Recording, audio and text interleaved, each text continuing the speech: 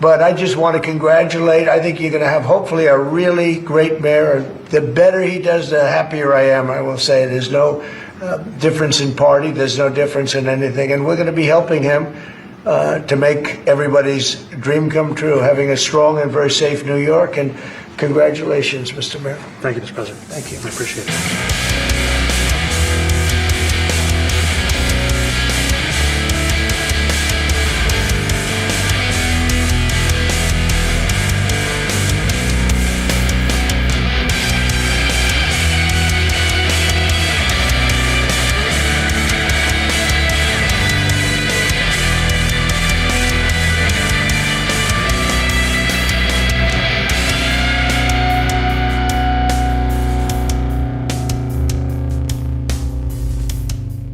Welcome back to Posting Through It. I'm Jared. And I'm Mike. A little Patreon shout out off the top. Oliver Leach is somebody I know. I actually have a few of his photography prints hanging in my house. So what's up, Oliver, dude? Good to see you. Thanks for supporting the show. And a lot of people have been supporting the show lately. And I post about this on our Patreon, but I'll say it here too. First off, we've just been blown away by how many people are signing up to get an extra episode of the show each week. It has blown away all of our expectations, and I can't say thank you enough. But what it also means is that we can make a big commitment with the show at this point, which is that the future of Posting Through It is going to be advertisement free. No ad reads, nothing like that, no sponsorships. With the exception of the parody ads that executive club members are able to submit, those silly, jokey ones, that's going to be the extent of the ads on the show. And it could not be possible if it wasn't for all of you. So thank you so much. When you announced that, Jared, my mind felt so good. It was a veritable magic feeling across my mind when you announced it. No. We already did those ones. It was a shame too. We both actually liked that product, but I also understand why it was not a good fit for our show. Oh, baby. Whatever, man. So we're going to talk about the international far right with Heidi Beirich later. You're going to definitely want to listen to that. Heidi is a absolute legend. That was a request from one of our executive club members, Mitch. But we've got a few things we need to get through before we get there. And right before we started recording, Mike, you actually called me and you're like, you see Mamdani's going to be at the White House? Dude, this is going to be weird. It has to be weird. It has to be weird. Of course. And weird it was. So we're just going to play a few clips of that. And man, weird it was. Just had a great meeting, a really good, very productive meeting. We have one thing in common. We want this city of ours that we love to do very well.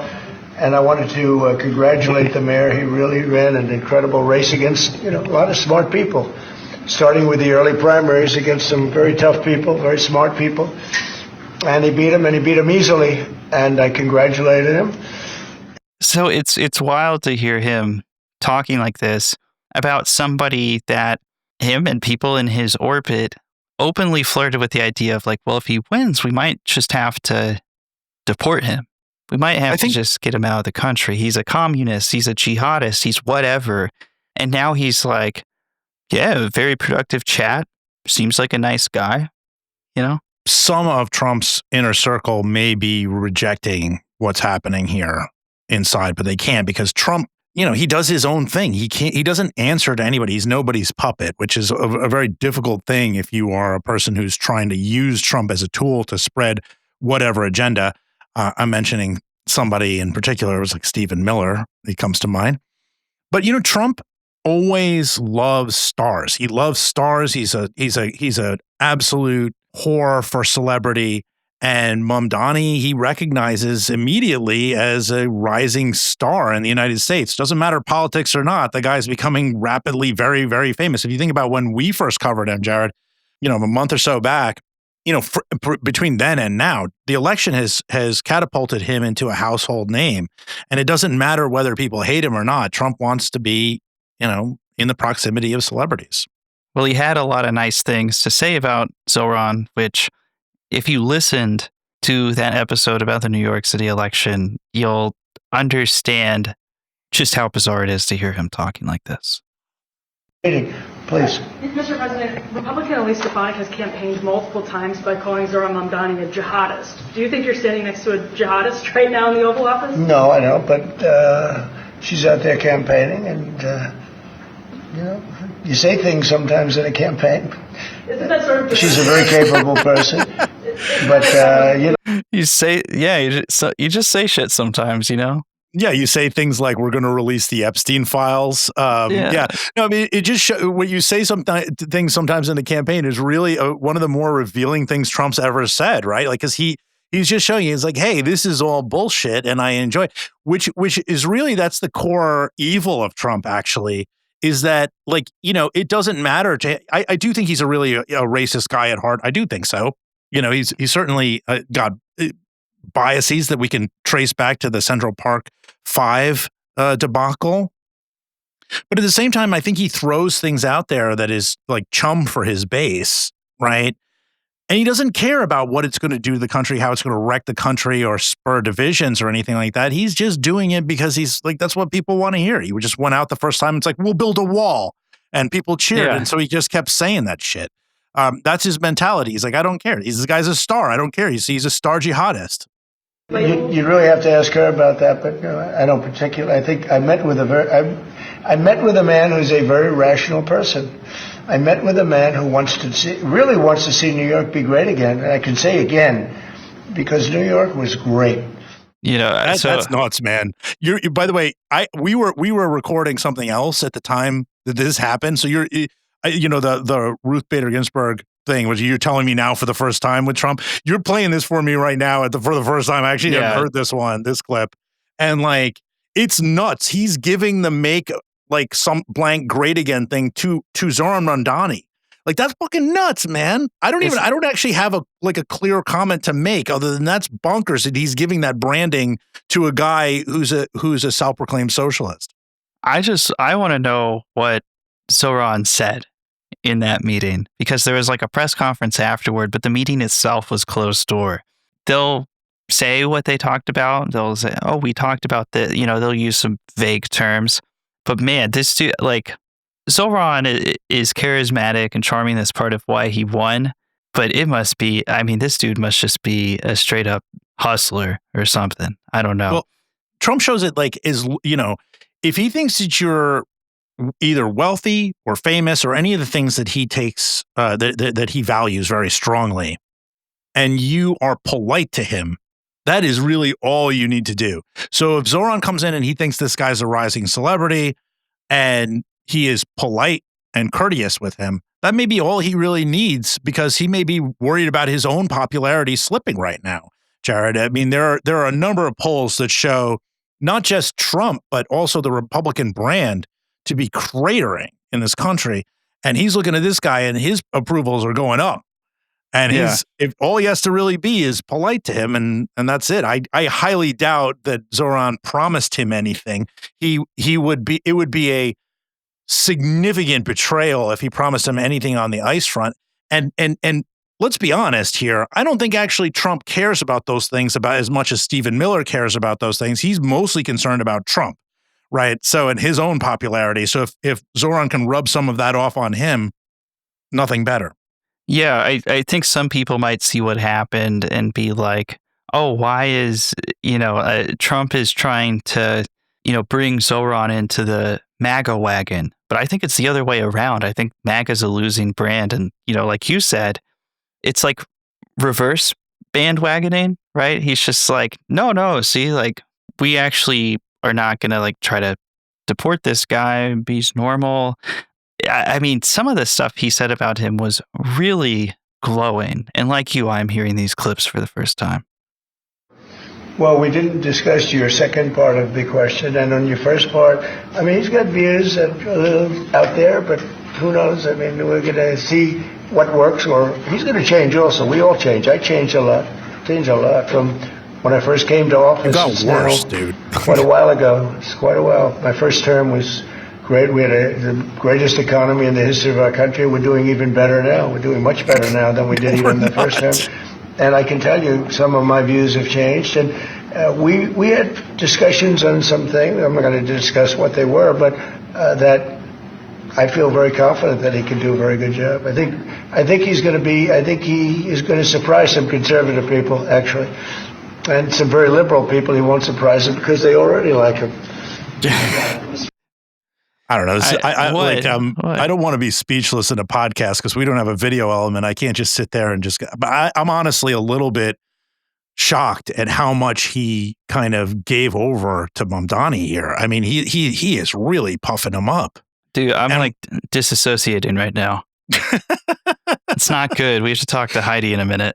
He maybe he's like behind the scenes. He's like, I'm like, this kind of populism is not popular anymore. Can I be a Maduro kind of figure? Would that be more popular here? What's cool? Like, I don't know. It's really funny. It shows to me, all this shows is just how desperate this guy is to be liked, to be admired, to be in the presence of things that are hot and exciting. And he feels like his brand is not popular. I'd be just looking at the headlines that came off of this, and it's sort of the New York Times ticker, the minute-to-minute updates. They did one of those like live coverage blogs for this. Some of the quotes are crazy. Some of the stuff that happened is nuts. I mean, there was a Fox News reporter, I guess, trying to, jab at Mamdani about his supposedly like insane anti-police stances, and Trump like jumps in and it's just like, oh no, but he's not going to do that. What are you talking about? Not just speaking positively, but like helping him defend himself against hostile reporters, right? If I were Mamdani here, and if I were just the left infrastructure in New York, which I assume is going to be built up around Mamdani, or should hopefully be, if he doesn't go the way of a de Blasio, I would look at this as like a tremendous amount of permission and space to do things. Because the way Trump talked about him, he's got a very difficult road to like reverse course and be like, this is communism, this is bad. You can't. I would look at this as like, let's do whatever the hell we want, because you got the president of the United States who's supposed to be my arch rival in all this, or so his ideology is. And he's basically saying he's there to make New York City great again. It's totally perplexing. Last clip I'll play from that little thing at the White House was this very bizarre moment where a reporter asked Mamdani about his previous comments calling Trump a fascist. And, I mean, criticizing Trump, I mean, that's to a T what he doesn't like. What you were just saying, Mike, it's like, if you come in, if you're nice to him, whatever, he's good. He's willing to, play ball with you. But if you go out there and you say something mean about him in the press, he will use the levers of government to like eject you, right? So this is how he reacted when Mamdani was asked about his prior negative comments. Stephen Nelson, he asked about your comment calling the president a fascist, and your answer was, both President Trump and I have been clear about our positions and our views. Are you affirming that you think President Trump is a fascist? I've spoken about... That's okay. You can just say yes. Okay. That's easier. It's easier than explaining it. Okay, more inexplicable stuff because you can just say it. Mamdani is in a tough spot there, right? He's trying to, whatever it is, he's trying to like make peace, whatever, trying to give himself some run in New York City. And Trump doesn't even allow him to hang out there. He just jumps out and he's like, you can call me a fascist. Nobody cares. Kind of insane. Which is another revealing thing that he said of like, whatever, dude. I've been called worse. It's unbelievable. It's like he stepped in front of the bullet for him. And, quite frankly, what I would like to hear Mamdani say there, and I don't know what his answer was because he stepped in, instead of some kind of like mealy-mouthed kind of comment, I'd like him to say, like, I do think Trump is a fascist. And I hope he changes. That's what I would like, I hope he changes his ways. That's what I like you to say. I mean, like, I don't expect him to go in there and like hit Trump with a frying pan, right? But I'd like him to say, like, yeah, I think he's a fascist. I think the MAGA is a fascist movement. Absolutely. And I hope that they can change. I hope they can come closer to our side and see that democracy is an important thing at minimum, not to mention the other things that I advocate. I have very tempered optimism about Mamdani and how he will govern. I keep thinking back to something Bob said on that episode we did about the election, which is that New York City is an impossible place to govern. You almost can't govern it. It is so saturated in corruption and backdoor dealing, all kinds. Like, he is stepping in to be at the top of a machine that is rotten to the core. And will that corrupt him? It seems to have done that on virtually every single person before him. A positive thing I can say about Mamdani is he seems to be aware of how broken New York City politics are with some of the comments that he's made. But the other side of it is that he's very young also, and it's very easy to be a little bit upbeat and aware of things and say, well, we'll figure out something different when you're young. But again, I think his excuses, if he ends up going the de Blasio way, are few and far between after this event, because this really gives him a lot of run. You have literally Donald Trump saying you're going to make New York City great again, and he has every reason to put the pedal to the metal, or I would think, when he takes office. And I just want to quickly, Jared, before we bring Heidi on and we have that conversation, I would like to just read a very recent tweet from Laura Loomer, who appears to be, in your words, crashing out. She hates Mamdani, calls him a jihadist, a communist, anti-white, That's her brand. Every buzzword of the book. I mean, this is Laura Loomer's bread and butter. Hates him so much that she had one of her little goons go out there and stick a camera in his face and yell at him when he got to the airport in DC, and then turned on the TV to watch Trump being like, yeah, this guy, he's pretty cool, actually. I like this guy, jumping in front of hard questions for him and stuff. Yeah, she really thought he was going to do something else. That's the main thing. In the middle of this meltdown, she posted a ad for gold bars. One of these companies that's like, don't trust the banks, buy gold coins and bury them in your backyard. So I'm glad she found space for that. Well, let me read this tweet that followed the gold bar ad quickly, Jared, this is Laura Loomer. This is poetry directly from the Queen. America's future doesn't look so bright. I'm not optimistic about what our country will look like in 2030. I'm going to be very honest. We have a lot of problems, and we only have less than a year to address them before Dems take the House. I'm not an optimist. I'm a realist. So this meeting, as far as I can tell, has broken Laura Loomer. She's blackpilling, and she's in serious need of some clonazepam or something to kind of even this off. Another, I'm just going to read bits and pieces of this one. So this is one that she had posted before the one you just read. She said, not condemning Trump. However, I think we can all agree it's a bad look to let a foreign-born jihadist who said he wants to implement anti-white policies, like taxing white people more money, to stand behind the desk in the Oval Office. Yada, yada, yada. She's the loyal daughter to dad, kind of like, yeah. Okay, I'm not happy about any of this either, but let's not yell too hard at dad. There's got to be something else to blame here. Maybe Mamdani hypnotized him. This is very dangerous. We can address affordability without embracing anti-white racism and communism.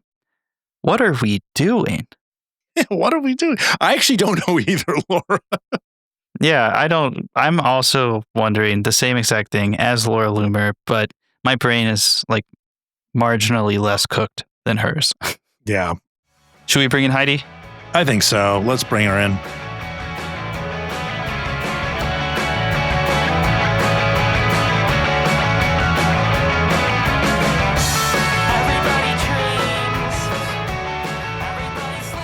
Heidi Beirich, who was my mentor, my supervisor also when I first came to Southern Poverty Law Center back in 2018, and really the OG of reporting on hate and extremism in the United States. I think the most influential person right, Jared? I got to be one of the most in the country. Heidi fears no God. Yes. You know, and at a time where a lot of organizations have kind of faced difficulties, whether it's with funding or fear of criticism, Global Project Against Hate and Extremism has been steadfast, calling balls and strikes. Nothing but respect for Heidi and the organization she co-founded. And because it is the global project on hate and extremism, I thought it would be perfect to have you on to talk about the international far right. Heidi, what's up? Thrilled to be here with two of my favorite people. And I think I was mostly your supervisor, not your mentor in any way, shape, or form, Mike. You came loaded for bear. No. Well, okay, all right. I looked up to you. How about that? I think that is the most And important with the OG part of thing, this. you're just dating me. I've been at this too long, I guess.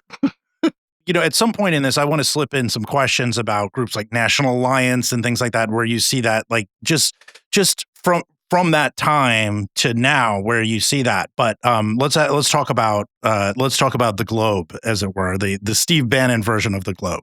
Well, before we get there, we should talk about Marjorie Taylor Greene. On November 14th, Trump publicly denounced Marjorie Taylor Greene in a Truth Social post. Mike, you want to read this one? I am withdrawing my support and endorsement of Congresswoman Marjorie Taylor Greene of the great state of Georgia. All I see wacky Marjorie do is complain, complain, complain. It seemed to all begin when I sent her a poll stating that she should not run for senator or governor. She was at 12% and didn't have a chance unless, of course, she had my endorsement, which she wasn't about to get. I can't take a ranting lunatic's call every day. I understand the wonderful conservative people are thinking about primarying Marjorie in her district of Georgia, that they too are fed up with her and her antics. If the right person runs, they will have my complete and unyielding support. Weird capitalization there. She has gone far left, even doing The View, the most far left of all institutions, with their low IQ Republican hating anchors. Thank you for your attention to this matter. Make America great again. Then the next day, he posted this. Marjorie Taylor Greene is a disgrace to our great Republican Party. So mom and dad, if you're wondering why mom and dad are fighting, it's been most recently about the release of the Epstein files. Marjorie Taylor Greene was all for it. And at this point in time, Trump has since given up this fight, but at that time, he hadn't quite surrendered to it yet. At a press conference with Epstein victims, she reacted to Trump's attacks, saying this.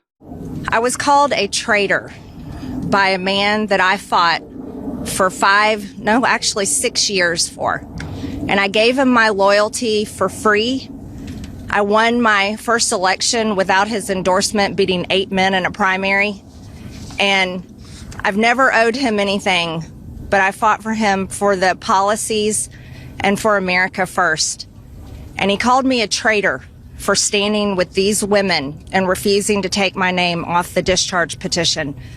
Let me tell you what a traitor is. A traitor is an American that serves foreign countries and themselves. A patriot is an American that serves the United States of America and Americans like the women standing behind me. Since Trump attacked Marjorie Taylor Greene, she's gone to the press claiming that private security firms have contacted her, notifying her of threats to her safety, stemming from Trump's rhetoric. On CNN, she claimed that Trump's rhetoric can radicalize people, that it's irresponsible, which is quite rich coming from her, and apologized for participating in what she called toxic politics, something she said she's been thinking about a lot since Charlie Kirk got shot. With respect, I haven't heard you speak out about it until it was directed at you. Dana, I think that's fair criticism, and I would like to say humbly, I'm sorry for taking part in the toxic politics. It's very bad for our country. And it's been something I've thought about a lot, especially since Charlie Kirk was assassinated, is that I'm only responsible for myself and my own words and actions.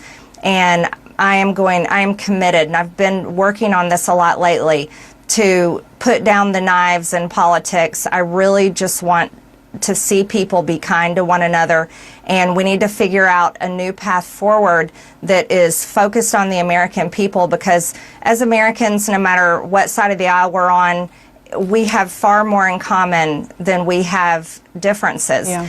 So this didn't come out of nowhere. Marjorie Taylor Greene has broken with Trump on a few big issues. In addition to the Epstein stuff, Marjorie Taylor Greene has continued to push to ban H-1B visas, something the Trump administration has been supportive of. She's also been quite vocal in pushing back on the Trump administration's claim that life in America is more affordable during his second term.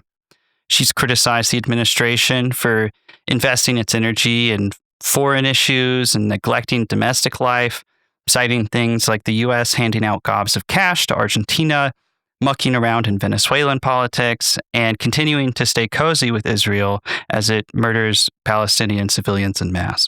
She also has raised concerns about healthcare costs and how they would be affected by GOP policy proposals. So if you haven't been paying close attention, you might be wondering what the hell is going on.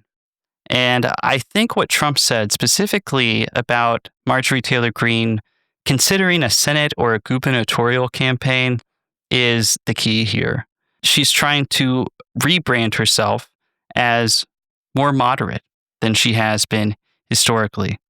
Last clip I'll play here before we talk about this is that appearance that Trump had an issue with, where Marjorie Taylor Greene went on The View.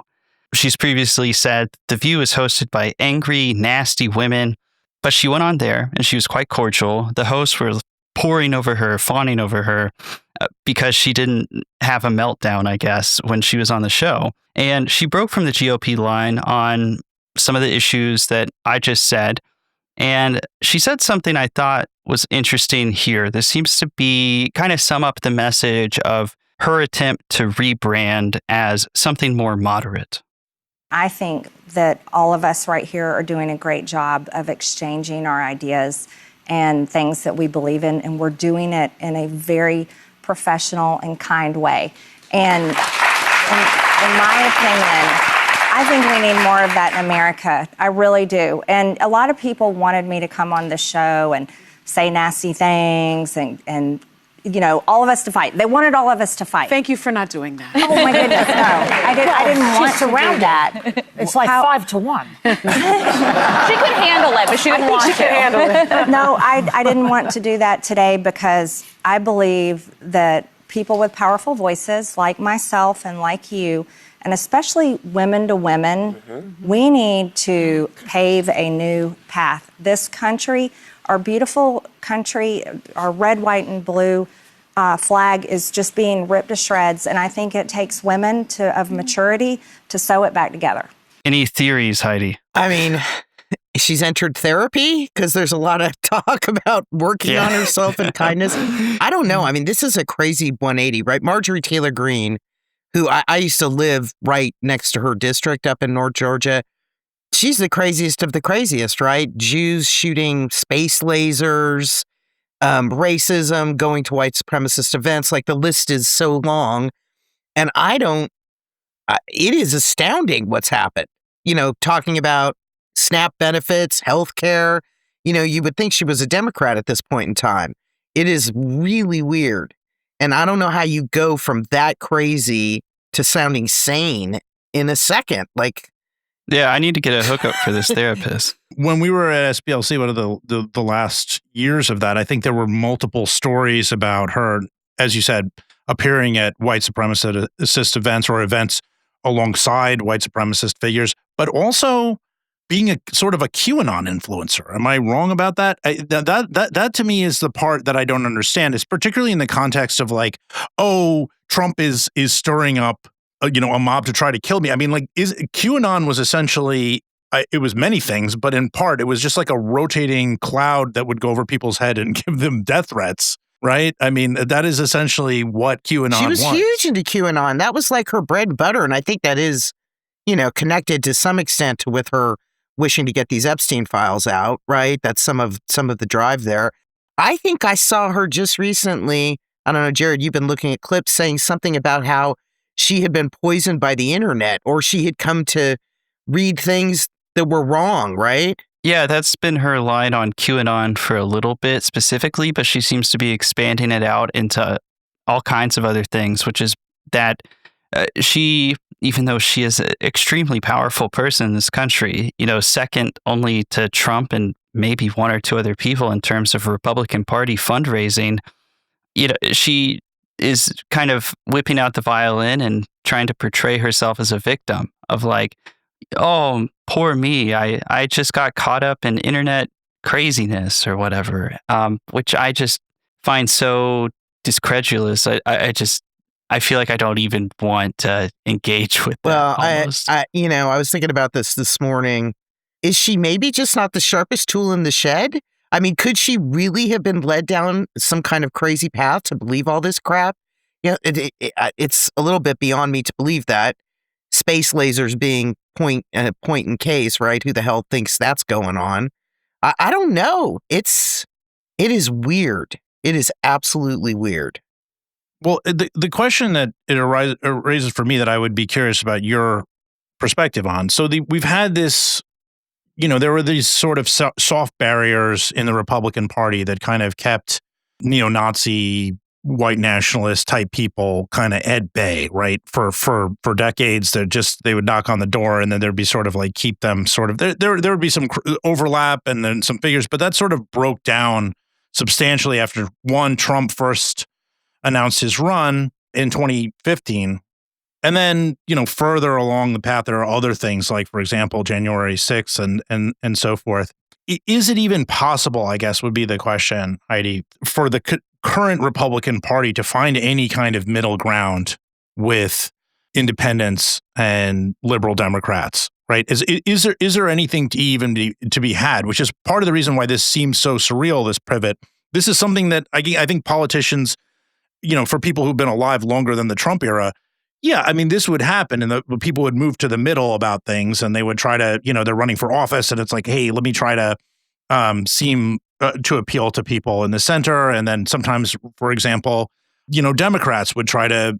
Too many Democrats would probably try to appeal to some racist Republican contingent that they think they can peel off, right? The whole Clinton triangulation type thing. Is this even possible anymore? I think that's the case. That's part of the reason we're even talking about this. Is it's so surreal. I don't think it is possible. I mean, one of the, for years at SPLC, one of our tactics was, of course, exposing that a Nazi or a white supremacist or some other kind of bigot had wheedled their way into a position with the Republicans. We'd out them and they'd cashier them out. Even when Romney was running for president, he had Chris Kobach, the anti-immigrant guy, doing something, I don't know, working on a platform. When it was exposed, he was gone. But that all completely collapsed with Trump, right? I mean, all those barriers, plus, of course, the barriers for saying racist stuff openly, bigoted stuff from day one. And, it's been a little bit interesting to see this uproar over Tucker Carlson and Nick Fuentes in the last few weeks, and Kevin Roberts over at the Heritage Foundation getting his panties in a twist for having defended Tucker's softball interview, because you haven't seen an uproar like this over, anti-Semitism in the ranks or neo-Nazis in the ranks for a long time. I mean, for, damn near a decade now. It almost feels like the final barrier to me in some ways, right? We're just sort of like, are we just going to admit that it's Nick Fuentes' party and be done with it? But it's interesting that you say that, because it's not only Republicans who used to kind of like have to distance themselves from people. It'd be like regular jobs even and things like that. And even that's become harder, I think, after Trump's second election. That's my impression. And one thing that kind of I think about frequently is when we used to do those stories, there was you could always feel like there was a sort of a meeting going on the other side of it. There was just kind of, you would wait to kind of see like what people would say and what people would do once you brought certain information, there'd be like this kind of delay where there's sort of like, all right, what do we do about this? This is probably pretty bad. And now it feels like everybody, including Marjorie Taylor Greene, just reacts immediately as if it doesn't matter. And I guess, does it matter anymore that people have extremist ties? I mean, does that matter? Does their past matter? Yeah, because like I watched her appearance on The View coming into this, and and she's getting booked on CNN and stuff to criticize Trump. It seems that mainstream media is almost, I don't think it's failed very well, like their eagerness to let her have some kind of redemption arc or some redemption story. I'm just curious. It's kind of a moral question, I guess, of like how far is too far gone for, somebody to come back into polite society, or like, is this a signal that kind of stuff is bearing negative consequences and they're trying to escape it? Or, well, I mean, I think at this point in time, Marjorie Taylor Greene is a one-off. And I think generally the I want to answer Mike's question. Like, I don't think the Republican Party cares about extremists in the ranks. You got Darren Beatty over at the U.S. Institute for Peace, right? He went to a white nationalist event. You got a anti-Semite as a spokesperson at the Pentagon or the State Department. Like, the list is really long. Bunch of kooky white Christian nationalists throughout the administration. Did you follow the Paul Ingrassia Yes. thing? He's a Groyper type him. guy, yeah. And even though he didn't get this position that he was up for, he's still working for the White House. And anyhow, the place is riddled with these people. But does it matter writ large? I think it matters a whole lot. Because I think that for the rest of the public, like independent, centrist, Democrats, this is the stuff that changes the tide. And unfortunately, in the run-up to the November elections that brought Trump back to power, people weren't paying attention to this. The media wasn't doing a good job of pointing out how extreme Trump's agenda was. Project 2025, which is, this Christian nationalist, anti-immigrant, anti-everything nightmare, wasn't getting much play in the press when Trump distanced himself from it. Like, people didn't really realize how extreme this administration was going to be. And I don't know, people have some kind of amnesia about the first one. I don't know how that works. But I do think it matters now. And I think we're starting to see it in school board races across the country that have flipped lately to more sane people, away from the kind of Moms for Liberty crowd. We've seen red districts at the state and local level vote in Democrats. I do think it matters for the public to know about this. That's why the question that you're bringing up about sort of letting Marjorie Taylor Greene back into the fold of polite society matters. Does she deserve to be there? But, my guess is part of this is sensationalism. People want to put her on to see what kind of crazy things she may or may not say. And, if she keeps down this polite road, she may disappear pretty quickly. Yeah, I tend to keep going back to what Trump said, that he, she asked him about, would you support me if I ran for Senate or I ran for the governor's office in Georgia? Like, all I can figure is that's it, right? Because in her little red district, and this is like blood red district in Georgia, right? Whoever is quote unquote the most Republican wins. But if she has to get a seat that requires support from, other parts of the state, areas like Atlanta and stuff like that, or at least like, if they're not going to support her, at least like not try to rip her head off, right, as aggressively. That's all I can figure this is. But it seems like a huge gamble for her because her brand is synonymous with Trump. The knives are out, though. Like I said, it's risky. Laura Loomer floated out the idea of moving to Georgia to primary Marjorie Taylor Greene. And who knows, maybe third time's the charm running for office for Laura. Oh, my God. She couldn't win the villages in Florida. Laura explicitly saying she doesn't care what happened on Epstein's Island. That doesn't matter to her, literally at all. Or anything, quite frankly, matters to Laura except for her proximity to power. Of the barrel. Well, I don't know. God bless Marjorie Taylor Greene. Maybe she'll come to reality. Who knows? Maybe she'll live a nice, fulfilling life with that personal trainer boyfriend of hers or something. I was just about to say, maybe she has a new personal trainer that is a bit like, he's an MS Now watcher. Yes, she's hanging out with woke people at the gym now. Well, Heidi, we wanted to have you on. We had a listener request to cover what's going on in the international far-right movement. And I thought that was a great idea because so much this year we focused, we both live in the U.S., we cover U.S. politics. But, I think when people hear people like us say, well, the far right's really an international movement, they might think, okay, yeah, sure. But like not really fully understand what that means exactly. And I thought we would talk about it today on two tracks. One that I'm calling nasty shit and the other one that I'm calling powerful shit. So could start with the nasty shit and kind of pulled a few stories out from the Global Project Against Hate and Extremism website. We'll put a link to those down in the description if people want to read them. But the first thing I want to talk about is this bombing of a school mosque in Indonesia where nearly 100 people were injured. What did you guys find? Because I just want to say, this is not prototypical white nationalist racism, right? This was someone who was a student at the school, someone who, being Indonesian, was not like a prototypical alt-right, white dude with the specific haircut or whatever. But the digital footprint that this kid, who 17 years old, this kid left behind was full of psycho-Nazi shit, right? Yeah, he's not the only one in the last couple of years like this. Yeah, but he was completely influenced by Brenton Tarrant, right? The Christchurch mosque shooter. He was clearly embedded online in neo-Nazi stuff, to the hilt, and had completely bought into it. I can't answer the question of how a young Indonesian man begins to align himself with this, but we saw two plots in Singapore, very similar to this one. There was the stabbing guy in Turkey, whose name I can't remember, who was also influenced by neo-Nazism. And there's more than just these examples. And we've also seen this stuff here in the U.S., right? The Allen, Texas shooter guy his diary was filled with neo-Nazi references he talked about.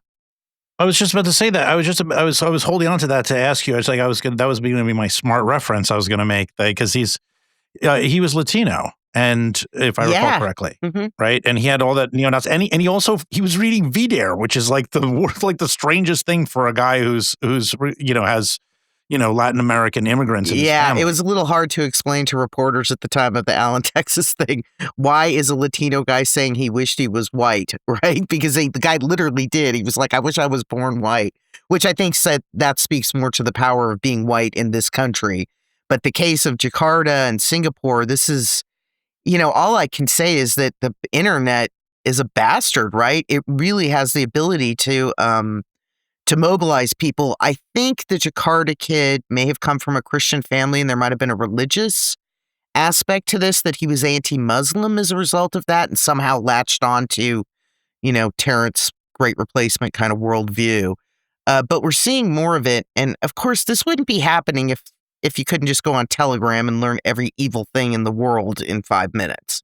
In the era before Trump and the sort of Great Replacement terror attacks that started to populate, there were more, of course. The one, for example, in Norway, that one that took place before Trump and whatever. But there were a lot of Great Replacement focused things that just basically started to populate after Trump's election.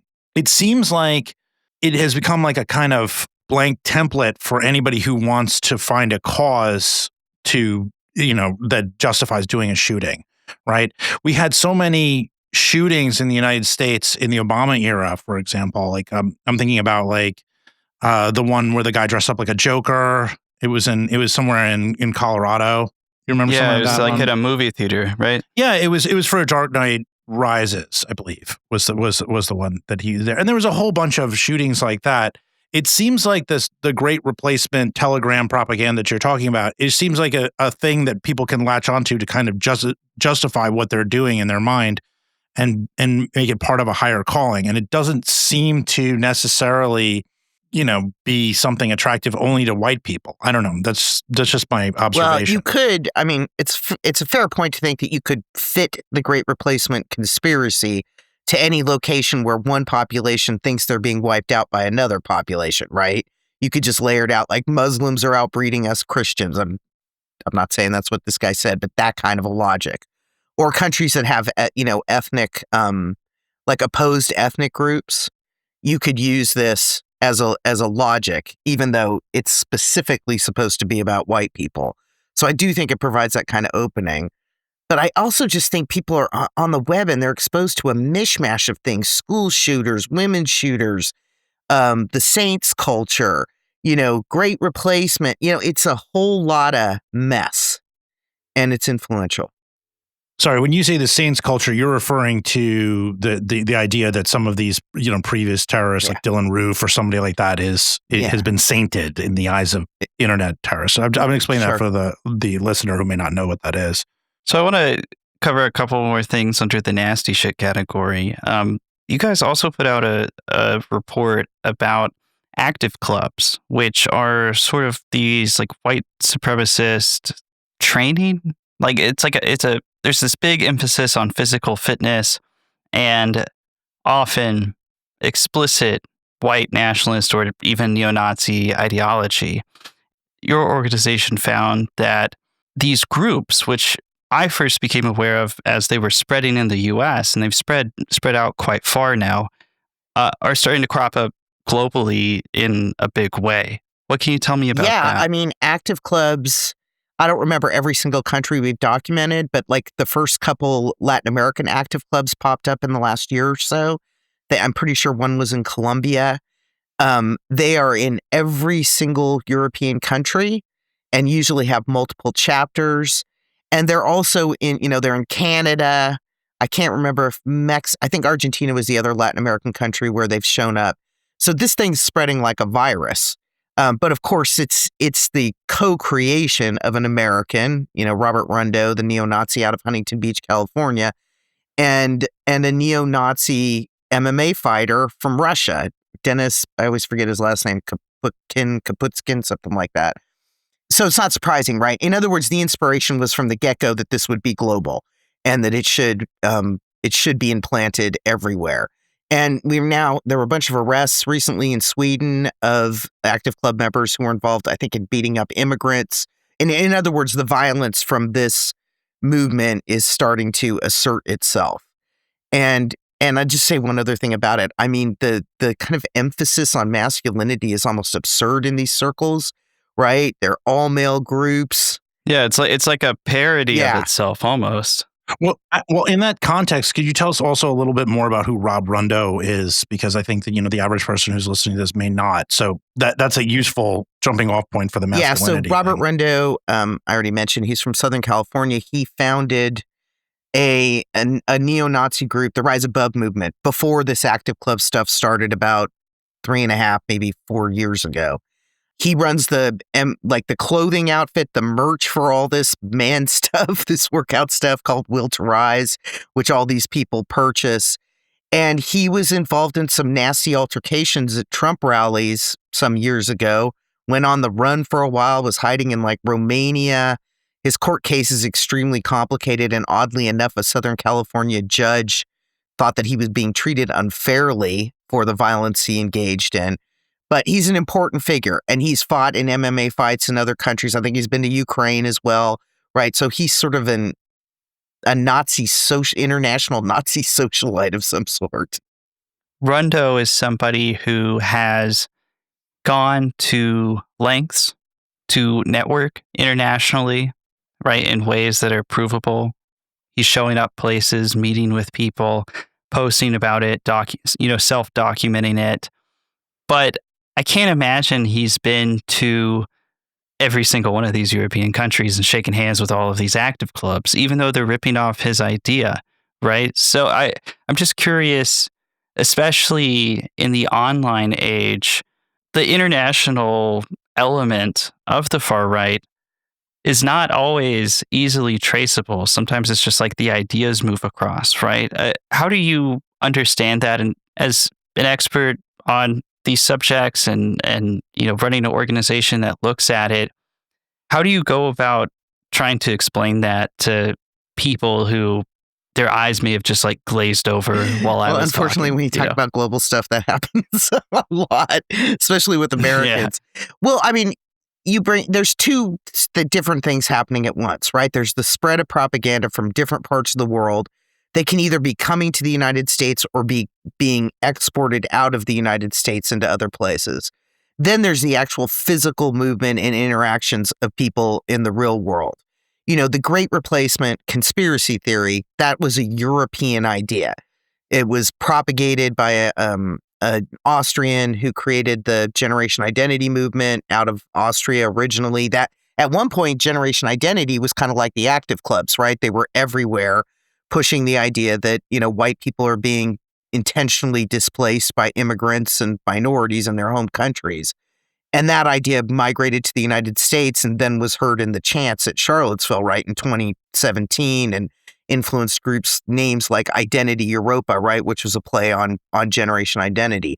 So those are ideas going to other places and then being picked up. What I think is happening nowadays is it's the ideas, that stuff is saturated all over the internet of all kinds, but there's a whole lot more physical movement and interaction. Like we've got Patriot Front guys going over to Europe and hanging out in active clubs and taking images of them. You know, the leader of the Blood Tribe, Christopher Polehouse, tried to go to Australia to join a march. You know, there's a lot of, in these hardcore circles, neo-Nazi and white supremacist circles, real attempts to stage stuff in real life, which I think is interesting.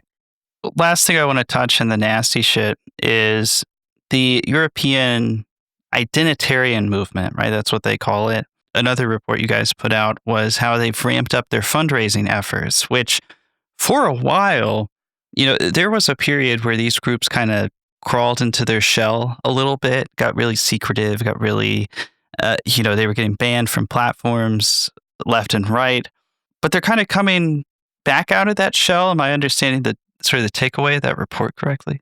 Yeah, you are understanding it, Jared, and I think we can largely thank Elon Musk for lowering the bar on what we find online. I mean, at this point in time, you find just as much bad shit on X as you do on Telegram. I mean, it's really quite shocking. So the identitarian movement, which began with Generation Identity, is basically a white nationalist movement. They believe European countries, Western countries, the U.S., Canada, should be run and ruled for and by white people, and we should get rid of migrants. I mean, I would argue that Stephen Miller basically agrees with this philosophy, and they were back on their heels. After Charlottesville, this massive, I mean, you two know all about this, right? But the massive deplatforming from, you know, things like PayPal and social media sites, and, you know, they were really, really back on their heels for a while. And that process is reversing itself. And Elon was the beginnings of that, right? When he just let all hell break loose on Twitter once he purchased it. But let's face it, Zuckerberg's doing less of the content like it's the whole universe. Instagram's got, you know, neo-Nazis on it and Holocaust deniers. I mean, the whole thing has fallen apart. So why not start online fundraising again? You know, and if the processors aren't going to ban you, why not do it? And why there's just a general boldness among white supremacists, not just in the United States, but around the world. And I think we can lay that at the feet of Trump and the GOP as well, because they brought them into the fold, right? And they feel like they're part of mainstream society. So, you know, what's the problem? Is it safe to say that you know, our politics here is serving as an inspiration abroad? Like you know, Trump's rise excites people in other Western countries who may have you know, fascistic ambitions or whatever. I've heard that he's heavily admired by, you know, a lot of white nationalist types in Germany, for example. I mean, I just find that crazy to me, because I look at our country and it's completely broken and crazy, and he sounds insane compared to they're often they have at least a more sophisticated presentation from politics than we have, but yet nevertheless it seems like inspiring people. Yeah, there's even a Trump party in Belgium now, in the Flemish part of Belgium. Yes. I mean, I feel the same way, Mike. I look at what's going on here and I think this place has fallen to pieces, but the far right is super enthused. It has, made people like Giorgia Meloni in Italy even more powerful. Viktor Orban now, who has destroyed that country's democracy. And economy.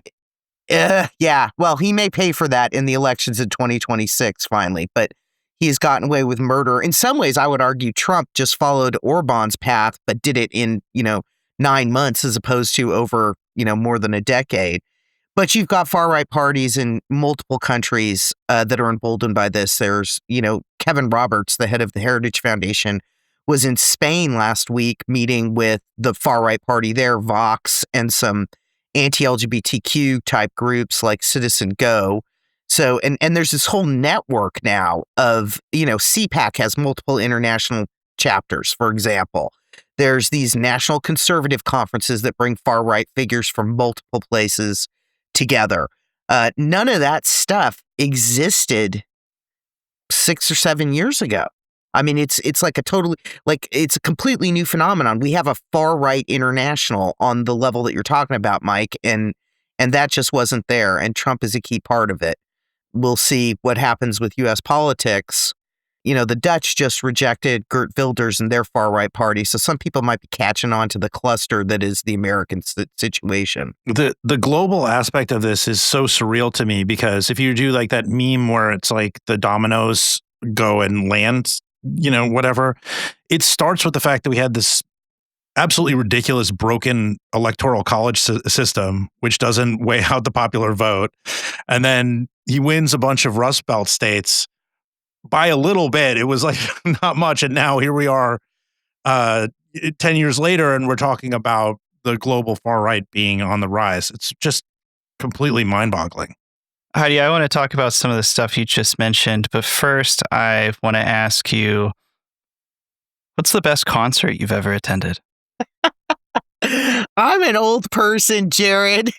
This is a music podcast that occasionally covers extremism, so... I will tell you some funny concerts I saw in my youth. I was at the very first Black Flag concert, which was held here in Palm Springs, California in like 1981. It was broken up by the cops. It was at the Civic Center at the time. Oh, that rules. Yeah, I saw The Cure in a gym at UC Irvine. There was maybe 100 people at the concert. So we were standing right in front of them. This is blowing my mind here. Yeah. I was at the Original Us Festival in San Bernardino, where I saw all in one night, the Talking Heads, the B-52s.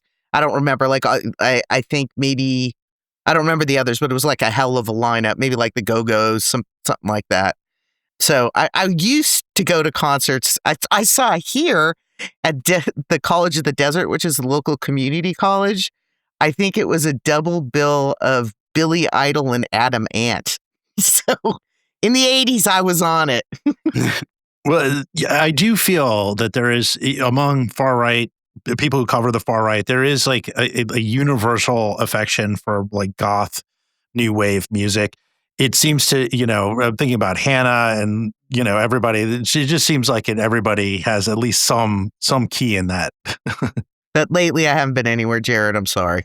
Well, a follow-up question. Do you have a guilty pleasure TV show? And I only started thinking about this because I'm watching The Sopranos for the first time right now and just being like, oh my God, this is an amazing show. Why have I not watched this until now? Do you watch TV? And if you do, what do you like to watch? Well, I just finished watching 6 Feet Under, which I watched when it was on originally years and years ago. And that last episode, which I won't provide a spoiler, is haunting me. But in the last couple years, Jared, I rewatched The Sopranos, Justified, The Wire, some of the biggies, right? The big ones, Breaking Bad. Yeah, over the course of the last couple of years. And then one summer, I decided to watch all the things ever produced by Star Trek. So I watched all of it. Every single bit of it. That would take Star Trek Discovery. That would take you a whole summer. It was forever. No, it took me longer than a summer. I hadn't watched some of the original movies. It was hours and hours. This is like embarrassing. How can I even keep down a job, right? This is all Does I'm that doing. include like the fourth one where they like heal whales or like they're talking to whales or something? I watched all of it. That was a very, I remember that, very bad movie. that's a very bizarre film. Mhm. That's all I remember. All right, back on topic here. You mentioned the conferences that have been cropping up, and I tell people, if you put me on U.S. politics, I can have a lot of useful and interesting things to say about far right politics in the U.S. But if you put me on a boat and send me like 5 miles off the continental U.S., I'm just like, who's that? What? But something I have noticed is what you said, specifically these CPAC conferences where they go kind of take turns kissing the rings of people like Viktor Orban. And, there's one in Brazil where they did the same with Bolsonaro. And to me, I feel like I've seen the religious right, in my years reporting, doing the international outreach specifically on same-sex marriage issues and on contraceptive issues, abortion access, reproductive care issues.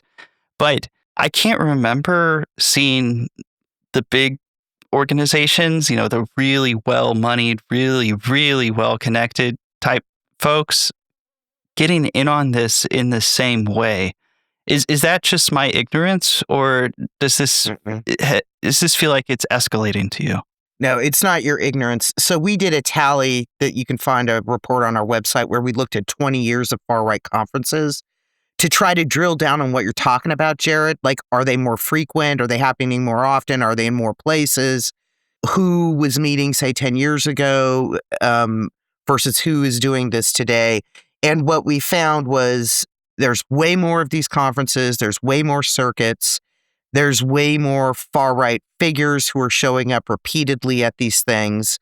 And really, if you go back, like, say, before 2010, it was like the American Renaissance Conference. It was like white supremacist conferences, that had like a few international people. That's what I remember seeing. Is like Jared Taylor would get like an economy ticket to Finland and like talk for 30 minutes, That's exactly, yeah, or go give some bullshit speech in England for half an hour.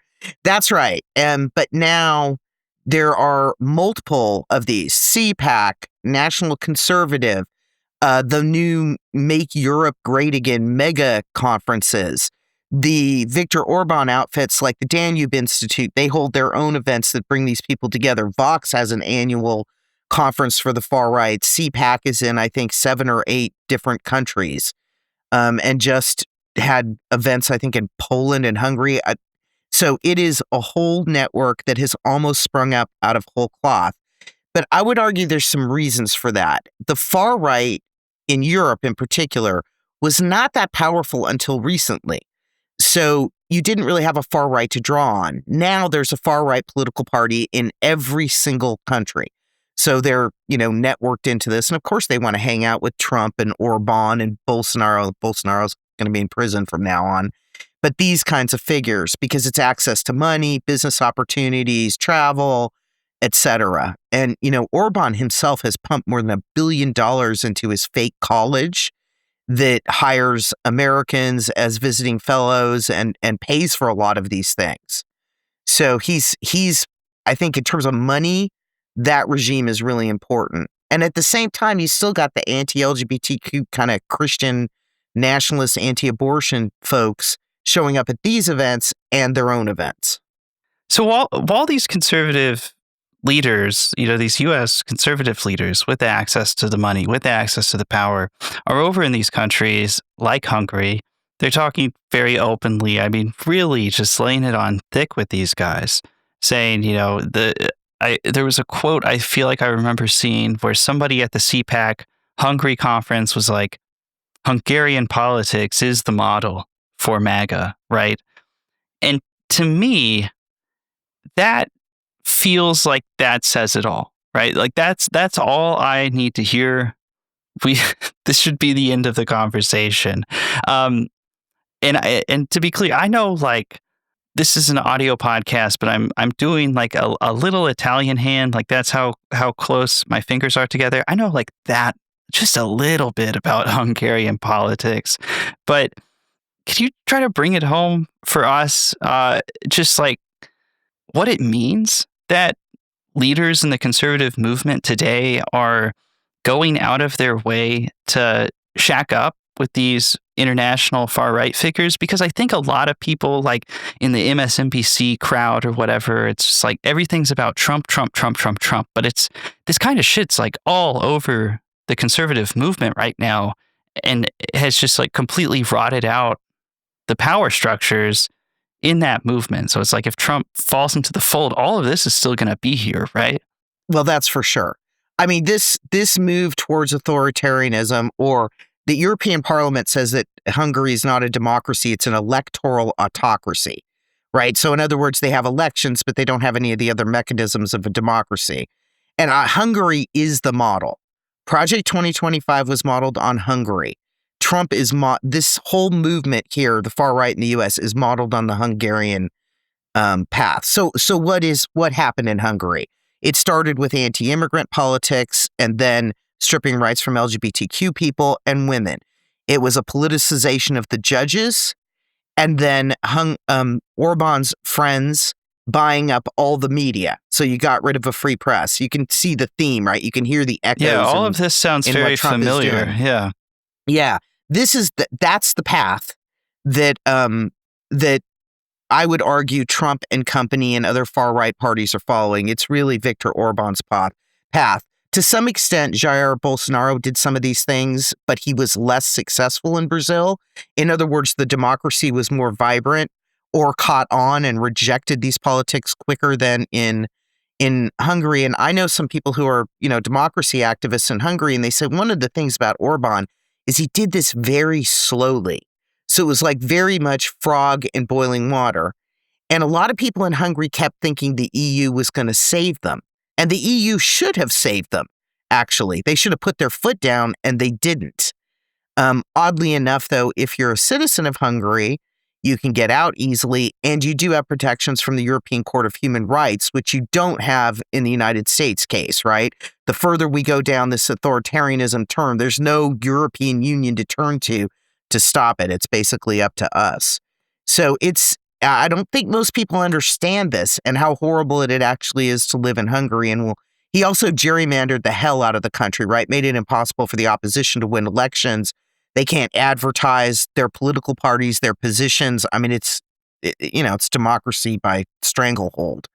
Well, just on that front, you mentioned that Orban might lose power in 2026, but given what we know and what you're talking about here as it relates to their democracy, can we trust that that'll happen? I mean, is it, can we have faith in their voting? I say that because we are regularly, Jared and I are talking about how long we can trust our own elections to be free and fair. And we saw a taste this November where the Republican Party was humiliated pretty badly. It was a strong rebuke against them and against Trump. And I don't know if they're willing. I just saw a poll, for instance, I think it's Marist poll from November 13th that had white people up, preferring the Democrats by a pretty significant margin. It's like over 5 points or something like that. So I guess my question is, that's a two-part question, which is, can Orban be voted out? Is the election are the levers of democracy strong enough to actually dump this guy? And then the next thing is, can they do here what was done there fast enough to stop MAGA, I guess? So that's a two-part question. Yeah, well, what happened in Hungary is one of Orban's fellow travelers defected, right? So there's inside the political party that Orban leads, Fidesz, there was a defection. So it's a little bit of inside the tent breaking off, kind of like Marjorie Taylor Greene, which means this guy kind of knows the ins and outs of power. And then on top of it, you still have the European Union's regulations to some extent on elections, but we'll see. I mean, Orban has kicked the shit out of even coalition efforts on the left or center to the left repeatedly in Hungary. The other thing is he's trashed the economy, which is a little familiar to us here in the United States right now. Yeah, I mean that country. What I do know, I have a friend who has like Hungarian family. Is the country basically exists on EU subsidies at this point? And if you don't live in Budapest, it's a pretty fucked up place to live. Last thing I want to talk about before we let you go is. Oh, but let me say something about Mike's question about the elections. Oh, you don't sorry. mind? Yeah. I am super scared about the midterms and what's coming. I feel like the smackdown the Republicans got just a few weeks ago and the polling that's out now on Trump, which is just horrific, means that the Republicans know they're going to lose badly. Also, they've screwed up the gerrymandering, right? They shouldn't have started that game. And so I feel like they're pretty certain that they're going to lose. So what are they going to do to stop themselves from losing? And I've played a million scenarios in my head, Mike, Insurrection Act, troops, manipulating voting machines, keeping people from, I don't know. I feel like if they thought they had a chance, we'd be less a threat for something like that. I don't know, but I'm very worried. And I know there's a lot of secretaries of state that are worried too. And if you want to sign for it today, as we're recording this, he was praising Mamdani as if he himself was like a DSA member. He's just like, he's the best. I would love to go to New York City with him. I don't worry about anything. He's the best. After this conversation, he's so good. And I mean, that's to me, I think he knows that the energy is, he needs something because the energy is no longer with him. I think people are getting pretty disgusted. And that makes, they could get desperate and we'll see what they do. I think it's pretty clear that they're scared, right? Like one approach is the Marjorie Taylor Greene approach, which is like, I'll defect and try to differentiate myself a little bit and sell something new. But yeah, I think what those elections showed was there is kind of a whiplash coming towards them. And if they try to fight it, they will lose.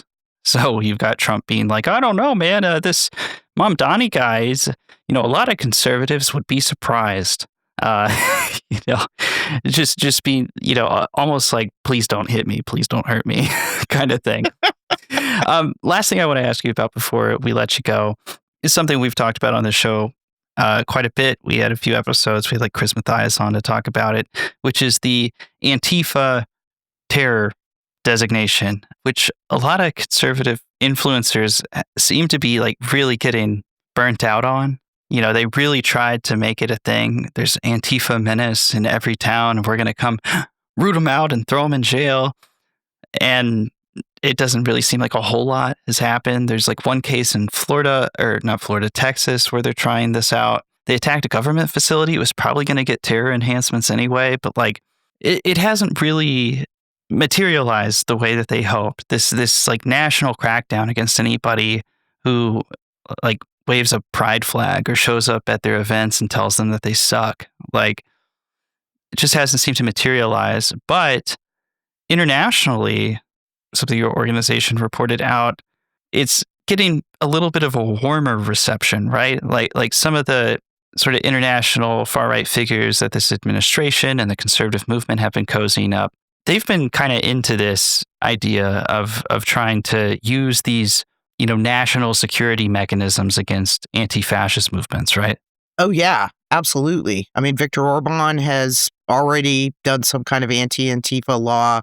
The Trump administration just listed 4 groups. Admittedly, they're either barely non-existent or there was one from Germany that really is a problem that engages in violence. What I'm worried about when it comes to this is, first of all, this is about waving the bloody shirt and deflecting away from the fact that most terrorism is far right?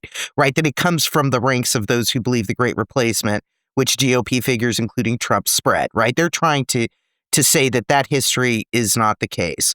What I am worried about is, are they going to go after groups who work with groups that declare themselves anti-fascist but aren't engaged in violence?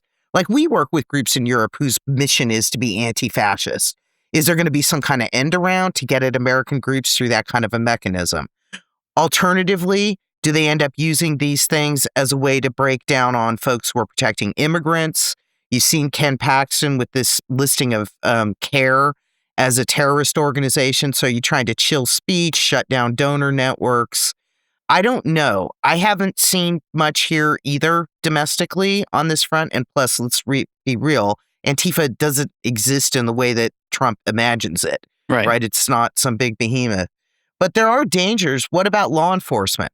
Right? If law enforcement is told over and over again that left-wing activists are the problem, what happens then at protests with cops? I think there's a lot of potential dangers and chilling of civic space and civic institutions.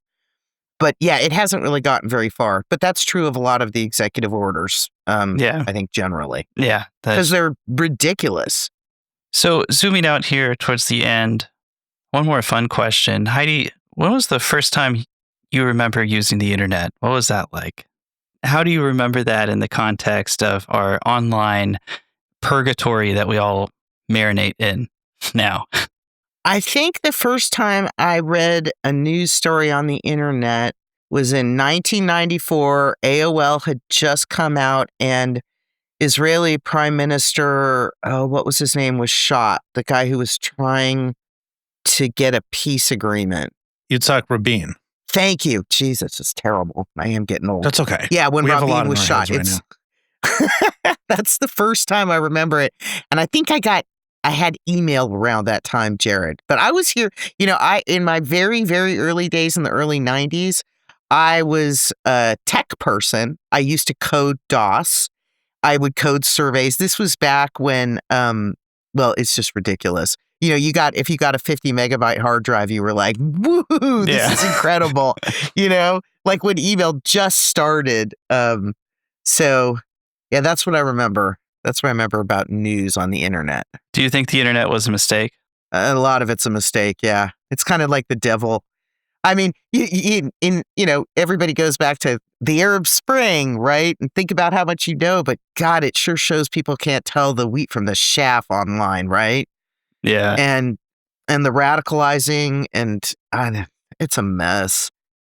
Probably the whole thing would get substantially better if there were no Elon Musk, though. I think he has certainly done some damage. Have you ever seen anything like since the internet became a factor since like X as it is now? It's like we used to have to go to like so many different forums. Now we're all lazy, right? We just could just pick up our phone and just do X because it seems like that's where all the action is. It's like you mentioned Telegram, but is there that much of a difference really? I mean, maybe a little bit. No. Yeah, I mean, Mike and I both have burner accounts on X that basically function as conveyor belts to bring us material that we need to do our stuff.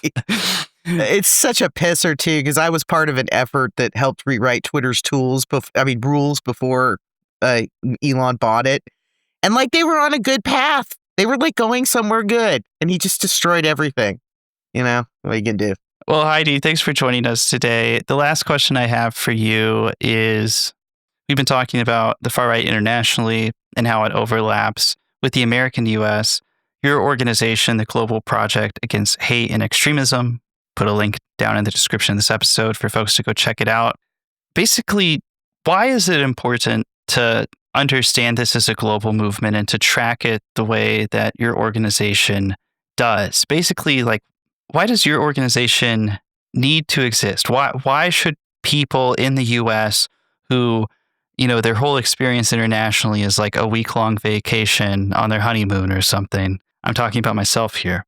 Why should they be paying attention to this and keeping an eye on it the way that you guys are? Well, I mean, I'll just say first off, the reason we have to pay attention to the far right is because it's a movement that's opposed to democracy and human rights writ large. And that's the problem with it. It's a fundamental, deeply destructive ideology. And the reason you have to think about it globally is because, as we talked about here, this stuff is coming into the United States from other countries, from places like Hungary. We don't live in a silo. We are also, as responsible citizens, should know what the hell we're exporting to other places, right? When the U.S. government decides to write a big fat check to Javier Milei, the president of Argentina, it's our taxpayer money being exported to, prop up a far-right lunatic, frankly. So we don't live in an isolated bubble. And these movements don't know borders. I mean, it sounds like a cliche, but it's right. That is how it functions.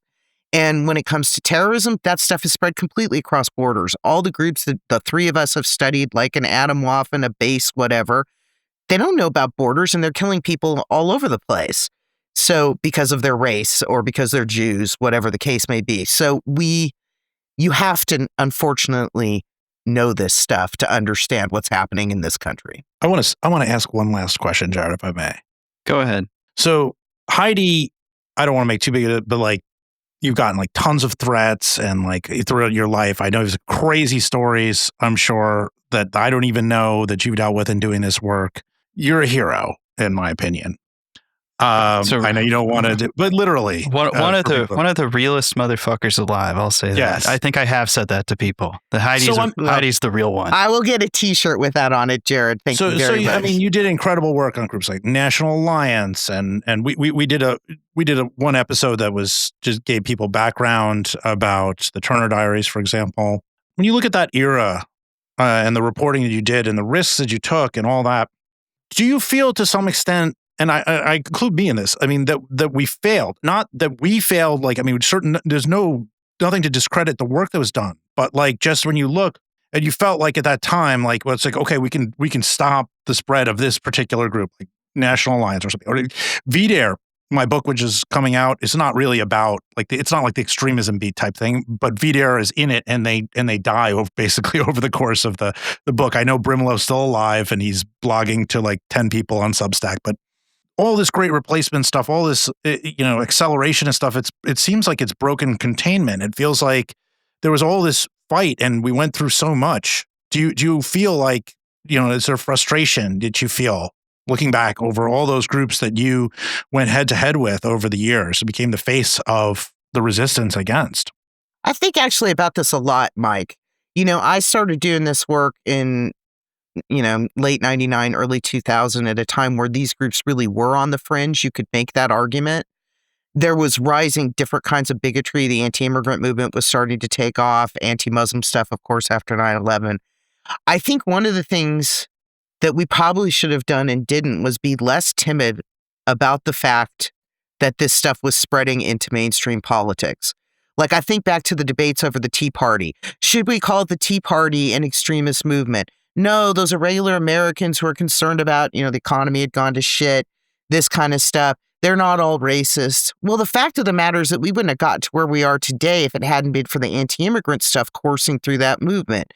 And then it moved into the far right of the Republican Party at the congressional level and in certain red states. Back then, though, if you did take a harder line politically like this, you were called hyperbolic. Nobody wanted to accept the fact that these movements were growing, were extreme. That was the reaction you would get. It was like Americans couldn't accept that the devil was inside, right? You remember all the debates over saying, hey, white supremacist terrorism is just as bad as Islamic extremism. Look at the numbers, pay attention to it. And even the Obama administration was like, hell no, you're wrong. Or we're going to look weak if we don't, keep ranting about Al-Qaeda. So I do wonder sometimes if a better political analysis might have helped, because we lived under the fantasy that this was contained, right? That this was a contained problem. So if you just mess up the National Alliance, someone will pop up in their place, but it'll be a while. The threat will recede a little. Then we'll go after white revolution. Then we'll go, whatever the hell the things were.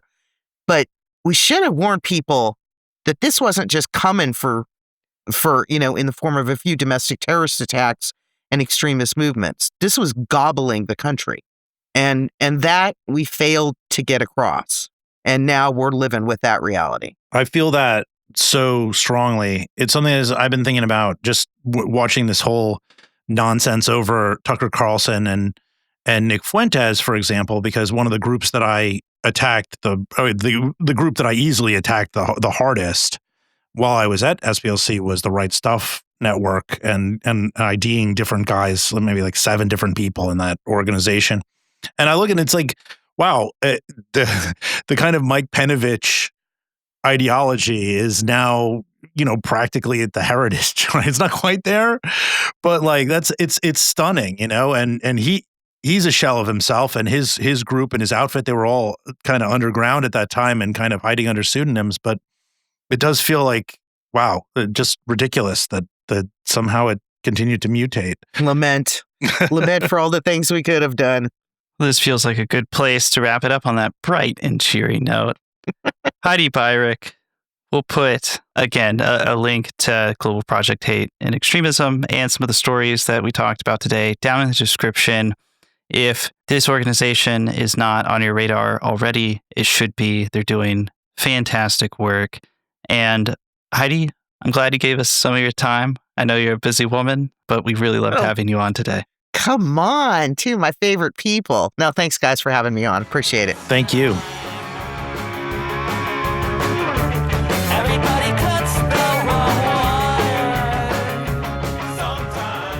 That was great. I said it a bunch of times, but Heidi is like legitimately a hero. Was so excited to finally get her on the show. Yeah, she's a real one. Also, the suggestion, that executive club suggestion from Mitch to talk about this international angle was a really good idea. I mean, we have smart listeners. It's so important. Yeah.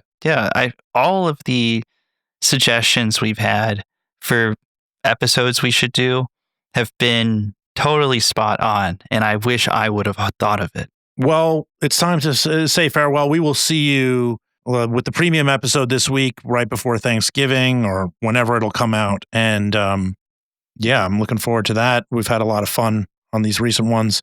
Just a quick plug, if you would like a discount on my book with pre-order, Strange People on the Hill is coming out on April 7th.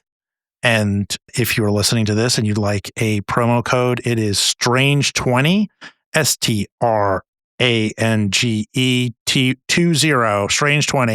Strange20. Go grab it and tell all your friends. Yeah, I'm really looking forward to having it. I may or may not have a galley copy that I've been flipping through casually, and we should get Andrea to read it. What can I say? Another Hayden banger. Well, anyway, let's get out of here. Yes. We'll see you guys on the premium feed on Thursday or whenever it comes out. And then next week on Monday. So for folks who are traveling for Thanksgiving, safe travels, take care. The world's crazy and fucked up. Just enjoy some time with your family and try to relax a little bit. Or if you're Trump, enjoy time with the mayor of New York City, the incoming mayor of New York City. Yeah, maybe they'll carve a turkey together or something. All right, take care, guys. Bye.